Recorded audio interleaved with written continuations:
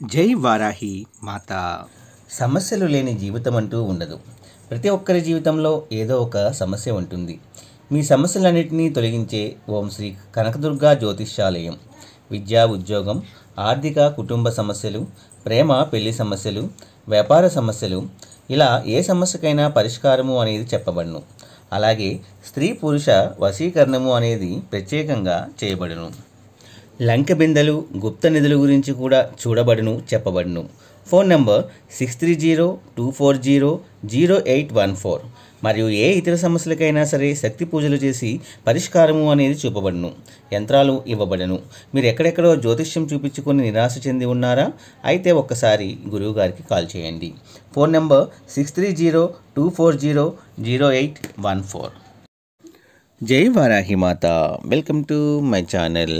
ఈరోజు అమ్మవారి సందేశము.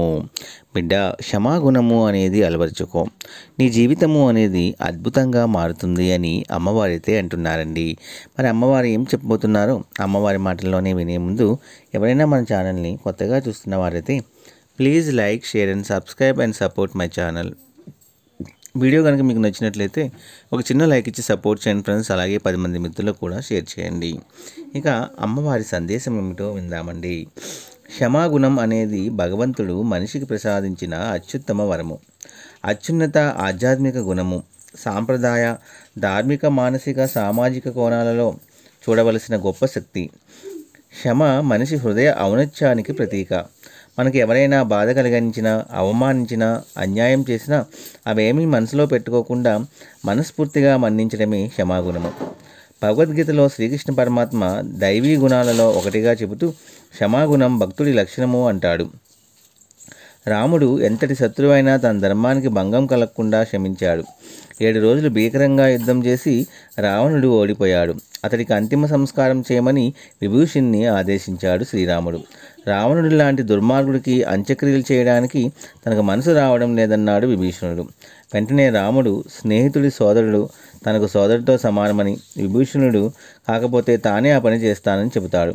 అది శ్రీరాముడు మనకు బోధించిన ధర్మం. ఒక వ్యక్తి జీవించి ఉండగా ఎన్ని దుర్మార్గ పనులు చేసినా ప్రాణం పోగానే ఆ వైరం కూడా శమిసిపోతున్నంద రాముడి ప్రబోధం క్షమాగుణం విశిష్టతను తెలుపుతుంది. బుద్ధుడు క్షమని అహింసకు మార్గం చూశాడు. జైనులు ఏటా క్షమాపణ పర్వం జరుపుకుంటారు. ఆ సందర్భంగా ప్రతి ఒక్కరూ తన వల్ల ఎవరికైనా కలిగిన బాధకు క్షమాపణ చెబుతారు. క్షమ మనసుకు శాంతినిస్తుంది. మదిలో ద్వేషాన్ని నింపుకోవడం అంటే చేతిలో నిప్పును పట్టుకున్నట్లే. మన్నించడం వల్ల మనసు తేలికపడి ప్రశాంతత అనేది వస్తుంది. ప్రతీకారము అనేది రక్తపాతానికి దారితీస్తే క్షమాగుణము అనేది సమాజాన్ని శాంతి దిశగా నడిపిస్తుంది. క్షమ అనేది బలహీనత కాదు, బలమైన వాడి లక్షణము అన్నారు మహాత్మా గాంధీ. తప్పు చేసిన వారిని శిక్షించే కన్నా మన్నించి ప్రేమిస్తేనే వారి మనసులు మారుతాయన్నారు స్వామి వివేకానంద. క్షమ తపస్సులతోనే భగవంతుని సులభంగా పొందగలము అని యజుర్వేదం కూడా చెబుతుంది. సాధన ద్వారా క్షమాగుణాన్ని మనం సాధించాలి. మన్నించగలగడం మన ఆధ్యాత్మిక ప్రగతికి మార్గం. దానివల్ల మానసిక ఒత్తిడి, ఆందోళన తగ్గి మనసుకు ప్రశాంతత లభిస్తుంది.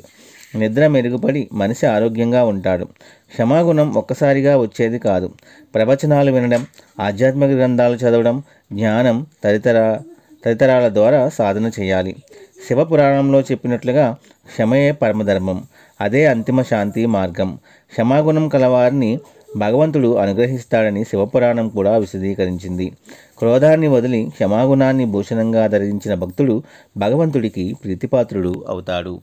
అదేనండి ఈరోజు అమ్మవారి సందేశము. మీకున్న లక్షణము ఏంటంటే క్షమాగుణాన్ని మనము అలవాటు చేసుకోవాలి. ఎవరికైతే ఈ లక్షణం చాలామందిలో ఉండదు, కానీ ఓపికతో మనము సాధించలేనిది అంటూ ఏమీ లేదు. మనం గనక క్షమాగుణాన్ని కలిగి ఇతరులను మనము మన్నించే శక్తి అనేది మనకు అలవరుచుకుంటే దానికి భగవంతుడు కూడా మనల్ని మెచ్చుతాడు, మనకు కావాల్సింది ఇస్తాడు అనడంలో అతిశయోక్తి మాత్రం లేదండి. కాబట్టి ప్రతి ఒక్కరూ కూడా క్షమాగుణము అనేది అలవాటు చేసుకుంటే తప్పకుండా భగవంతుడు కూడా మెచ్చి మన ఇష్టదైవమే మనల్ని కాపాడుతూ ఉంటుంది అనటంలో సందేహం లేదండి. అనవసరంగా క్రోధాన్ని పెంచుకొని, గొడవలు పెంచుకొని, మాట అనుకొని మనశ్శాంతి లేకుండా జీవించేదానికన్నా చేసిన తప్పును మనము మన్నిస్తే మనకు ప్రశాంతతగా ఉంటుంది. ఆ భగవంతుని దీవెనలు కూడా మనకి దక్కుతాయండి. ఇదండి ఈరోజు వీడియో. ఈ వీడియో కూడా మీ అందరికీ నచ్చింది అనుకున్నాను ఫ్రెండ్స్. నచ్చితే వచ్చిన లైక్ ఇచ్చి సపోర్ట్ చేయండి. అలాగే 10 మంది మిత్రులకు కూడా షేర్ చేయండి. రేపు ఒక మంచి వీడియోతో మళ్ళీ మనందరం కలుసుకుందాము. అప్పటి వరకు సెలవు. జై వారాహి మాత. సర్వేజన సుఖినో భవంతు.